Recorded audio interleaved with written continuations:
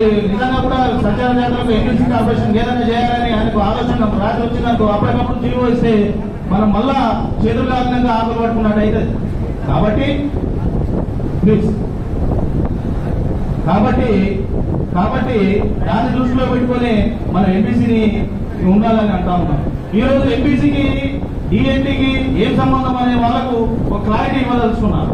ఎంపీసీలో ఏదైతే కులాలు 36 కులాలు ఉన్నాయో, ఏవైతే ఎంపీసీలో ఉన్నటువంటి కులాలు 35 కులాలు ప్లస్ ఒక అనాథలు 36 సీరియల్ నెంబర్లు అనాథలు, ఆ 35 కులాలే డిఎన్టీకి ఏదైతే సెంట్రల్ గవర్నమెంట్ డిఎన్టీ లిస్ట్ పంపని తెలంగాణ ప్రభుత్వానికి పంపిందో వారు తెలంగాణ ప్రభుత్వం ఎంపీసీలో ఉన్న కులాలనే ఇవే మా తెలంగాణలో ఉన్న సంచార జాతలు అని చెప్పి వారు లిస్టు అందజేయడం జరిగింది. దాన్ని బేస్ చేసుకుని మరి ఇదాతే గారు ఆయన ఇచ్చే రిపోర్ట్ లో తెలంగాణలో కేవలం నోమాడిక్ ట్రైబ్స్ ఎవరైతే ఉన్నారో వారికి 36 కులాలని మాత్రమే వారు నమోదు చేయడం జరిగింది, రిపోర్ట్ ఇవ్వడం జరిగింది.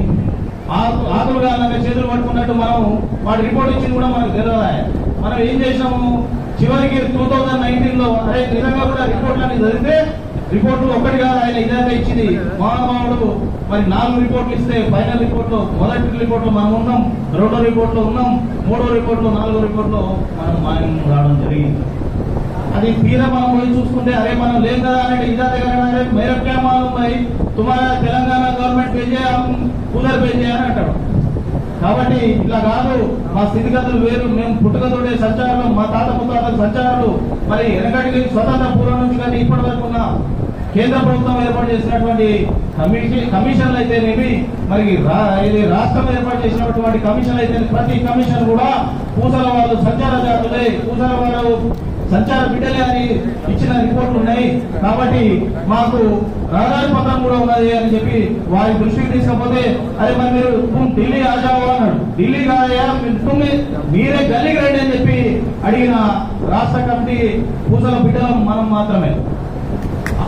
ఢిల్లీ నుంచి అందరూ ఢిల్లీ పోతే ఢిల్లీ నుంచి అదే చైర్మన్ ఇదాతే గారిని మనం గల్లీకి రప్పించినాం.